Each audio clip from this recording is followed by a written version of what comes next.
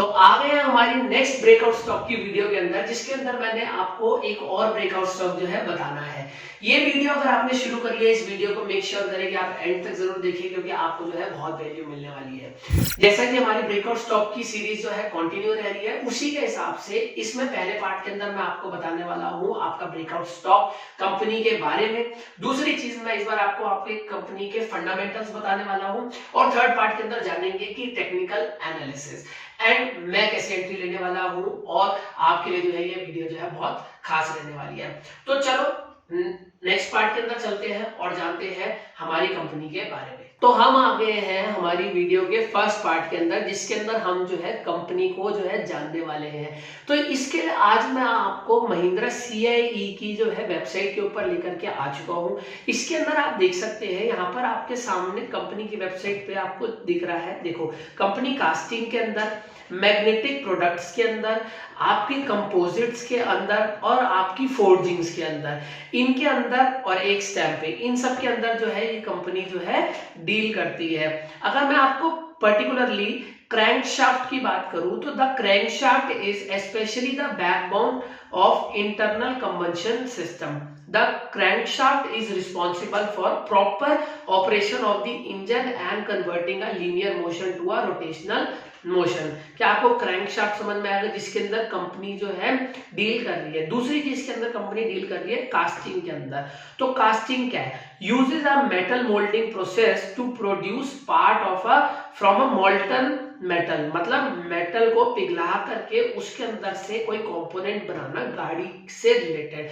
तो ये कंपनी हमारी इंडिया के अंदर भी ये सारे काम करती है और इंडिया के बाहर भी जो है एक्सपोर्ट जो है करती है। अगला काम जो मैंने आपको बताया था वो था स्टैंपिंग का, जिसके अंदर hot stamping is a manufacturing process used by the automotive industry to create stronger lighter component which is turn improves the fuel efficiency and safety in vehicle। तो इससे होता क्या है, स्टैंपिंग से बेसिकली आपकी फ्यूल एफिशिएंसी बढ़ती है and आपकी सेफ्टी जो है बढ़ती है आपके व्हीकल की। अब ये एक शॉर्ट ब्रीफ था आपके लिए महिंद्रा CIE ऑटो का।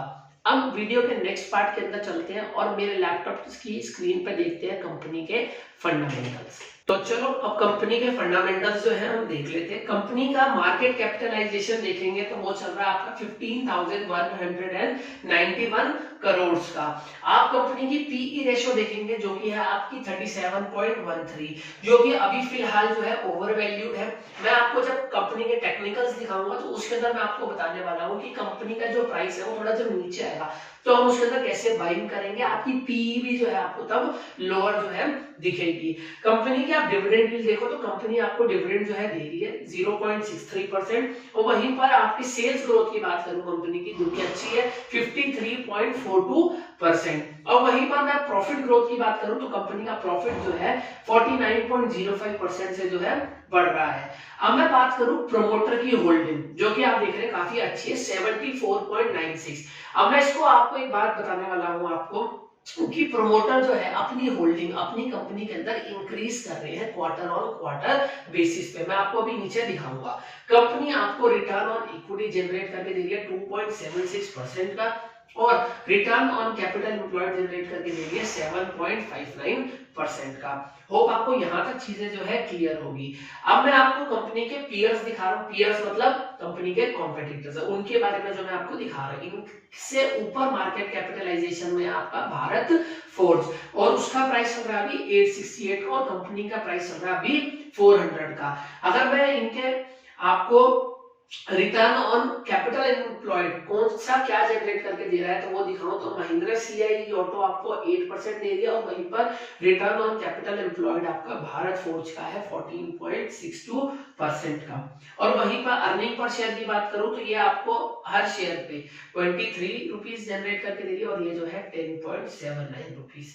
ठीक है, होप यहां तक क्लियर होगी। बाकी भी जो है आप कंपैरिजन खुद देख सकते हैं। आपके लिए जो है मैं आपको इंडिपेंडेंट बनाना चाह रहा हूँ, तो आप देखिए, बिल्कुल वीडियो पॉज करें, देखिए, और वीडियो को साथ साथ लाइक और अपने दोस्तों के साथ शेयर, और इस चैनल को सब्सक्राइब भी जो है कर लिया। आपको ऐसी ब्रेकआउट स्टॉक की बढ़िया बढ़िया वीडियो आती रहेंगी। ठीक है, अब मैं आपको दिखाने वाला हूँ इनके share holding pattern. Promoter hold कर रहा है 74%, मतलब लगभग 75% जो है प्रोमोटर अपनी कंपनी का जो है होल्ड करके रख रहा है। आप देखोगे दिसंबर 2021 में यही प्रोमोटर की होल्डिंग थी 72.19, फिर थोड़ी सी कम हुई, फिर उसके बाद प्रोमोटर ने सितंबर से अपनी जो होल्डिंग है वो जो है इंक्रीज करना शुरू करी और काफी हद तक जो है बढ़ा ली है। और पब्लिक की होल्डिंग देखोगे आप इसके अंदर तो वो है आपकी 10.42%। इसके अंदर डीआईआईस और एफआईआईस दोनों जो है ऑलमोस्ट सेम रेशियो के अंदर जो है इन्वेस्टेड है। ठीक है, अब मैं कंपनी के क्वार्टरली रिजल्ट की बात करता हूं आपसे,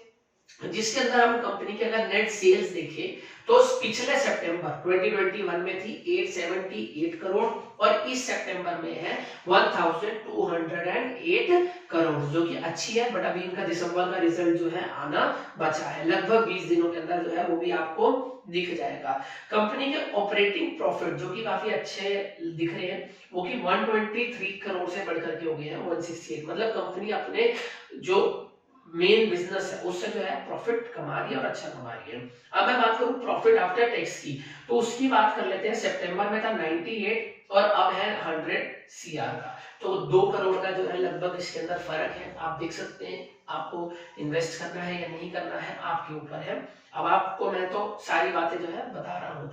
नेट सेल्स की बात करूं ऑन ईयर बेसिस, ठीक है, तो उसमें आप देखेंगे 2018 में बढ़ गया, 2019 में कम हुआ, 2020 में कम हुआ क्योंकि भाई कोविड टाइम चल रहा था, और इसकी बात करूं तो वापस से जो है अपनी सेल्स जो कि 2018 में थी वापस से जो है कंपनी रिकवर कर चुकी है।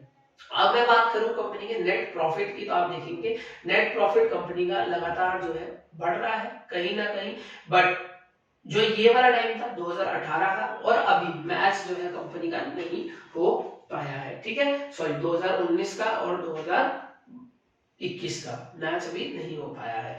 आप देखेंगे शेयर कैपिटल भी कंपनी की जो है इंक्रीज हुई है, और रिजर्व कंपनी के जो सरप्लस पैसा कंपनी कमा करके अपने पास रखती है जिसको हम रिजर्व्स बोलते हैं, वो भी कंपनी के जो है इंक्रीज हो रहे हैं। कंपनी सेव भी कर रही है अपने कोई बुरे वक्त आने के लिए या फिर कोई अपने एक्सपेंशन प्लान के लिए, वो जो है कंपनी अपने में पैसा भी जो है सेव करके रख रही है। अब मैं कंपनी के मेन बिजनेस से प्रॉफिट फ्रॉम ऑपरेशंस कंपनी के दिखाऊं तो आप देख रहे हैं यहाँ से आप कंपनी का 2020 में कम हुआ है बट 2021 में जो है रिकवर हो चुके हैं और 301 सीआर के जो है चल रहे हैं। ये सारे फिगर करोड़ में है। ठीक है, ये बात आपको समझ में आ रही होगी। आप डिविडेंड देखें तो कंपनी ने 2022 के अंदर जो है डिविडेंड दिया है, जो कि आपका फाइनल डिविडेंड जो था रहा था। ये नहीं है कंपनी आपको कंसिस्टेंट ट्रैक रिकॉर्ड है आपके डिविडेंड का, कंपनी ने 2022 में ही जो है आपको दिया है। वो आपको यहाँ तक चीजें जो है समझ में आई होगी और कंपनी के फंडामेंटल पार्ट जो है आपको समझ में आ चुका होगा। अब मैं आपको लेकर चलता हूँ वीडियो के नेक्स्ट पार्ट के अंदर, जो कि हमारा थर्ड एंड फाइनल पार्ट है, जो कि रहने वाला है टेक्निकल एनालिसिस। ठीक है, तो हम वीडियो के थर्ड पार्ट जो कि फाइनल पार्ट है उसके अंदर जो है आ चुके हैं, और इसके अंदर मैं आपको कंपनी के चार्ट्स के ऊपर जाकर के आपको कंपनी के टेक्निकल्स जो है समझाने वाला हूँ। चलो, तो ये देख रहे हो आप, कंपनी ने अभी जो है ब्रेकआउट करा है, इसीलिए जो है ये आपको मैं बता रहा हूँ। आप देखेंगे ये मल्टी ईयर का जो है ब्रेकआउट है। ये प्राइस कंपनी का था 2008 के अंदर, 18 नहीं 2008 के अंदर जनवरी में, और आज आप देख रहे हैं 2023। समझ रहे हैं कितने साल का जो है डिफरेंस, और कंपनी का जो प्राइस है वो इस अपने लेवल को जो है ब्रेकआउट कर रहा है।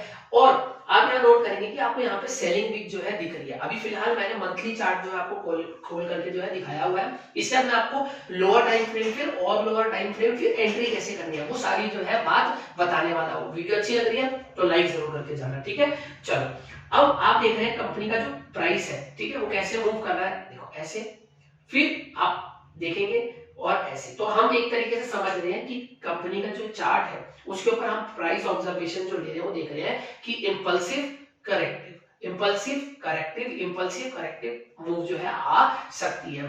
फिलहाल मेरी एंट्री जो कैसे रहेगी वो मैं छोटे टाइम फ्रेम पे दिखाऊंगा, बट आप देख रहे हो ये जो है कंपनी इसका रेजिस्टेंस लेवल है प्राइस जो कि आपका है 382 का, उसको जो है अभी गुड वॉल्यूम के साथ प्राइस ने जो है ब्रेकआउट दिया है। अब बात करूं मैं इसके लास्ट सपोर्ट की, तो वो प्राइस को मिलेगा यहाँ पर जो कि है 314 रुपीस का। ठीक है, फिर उससे नीचे जो सपोर्ट है वो मेन है 272 का। ठीक है, यहाँ तक क्लियर है। अब मैं आपको लेकर के चलता हूँ इसके 1 वीक के चार्ट पे और मेरी एंट्री कैसे रहने वाली है। अभी आप देख रहे हो ये जो स्टॉक है अपने अप ट्रेंड लाइन पे जो है मूव कर रहा है, ठीक है। अब इस पे मैं आपको दिखाऊं मेरी एंट्री, मैं पहले अब जब प्राइस यहाँ पे रिट्रेस करेगा ना, जो कि है 382 का प्राइस, तो मैं इसके अंदर अपनी पहली एंट्री जो है डाल दूंगा, जिसके अंदर मैं अपना 30 to 40% पैसा जो है डाल दूंगा। मान लो मुझे 1000 क्वांटिटी लेनी है तो 1000 में से 300 क्वांटिटी डाल दूंगा, ठीक है। उसके बाद मान लो प्राइस जो है इसके बाद नीचे आता है इन केस, तो मैं इसके रिट्रेसमेंट का वेट करूंगा और वो जो है प्राइस के यहाँ पे रिट्रेस होने का वेट करूंगा 314। जब 314 पे आएगा तो मेरी मेजॉरिटी एंट्री जो कि 70% है वो मैं इसके अंदर जो है डाल दूंगा, ठीक है। अगर मान लो प्राइस और नीचे आता है तो मैं इसके अंदर अपनी 100% क्वांटिटी रखूंगा और ये जो सपोर्ट लाइन है जो कि आपकी ट्रेंड लाइन है इसके जो है रिट्रेसमेंट का वेट करूंगा। अगर आएगा तो आएगा, नहीं आएगा तो मोस्ट प्रोबेबली यहाँ से टर्न अराउंड जो है प्राइस कर जाएगा। अब उसका लॉजिक ये है क्योंकि मैंने यहाँ पे फिबोनाची जो है ड्रॉ करके देखा था। फिबोनाची यहाँ से मैंने यहाँ तक ड्रॉ करा और आप देख रहे हो कि ये जो लेवल है 0.382 का 281 का ये वाला जो प्राइस लेवल है काफी प्राइस के लिए इंपॉर्टेंट है। 272 से 281 का जो प्राइस है काफी इंपॉर्टेंट लेवल है। तो मेरी मेजॉरिटी एंट्री जो कि 70% है वो यहाँ पे जो है हो चुकी होगी और 100% ही हो चुकी होगी और उसके बाद जो है प्राइस के रिट्रेसमेंट का और ऊपर फर्दर अप मूव का जो है मैं वेट करने वाला हूँ। ये जो है पर्टिकुलरली मेरी स्ट्रेटेजी है। आपको समझ में आ रहा है ये स्ट्रेटेजी तो वेल एंड गुड, नहीं समझ में आ रहा तो ये डायरेक्टली और इनडायरेक्टली आपके लिए एडवाइस नहीं है। आपको समझ में आए तो आप इन्वेस्ट करें और ना समझ में आए तो इन्वेस्ट ना करें।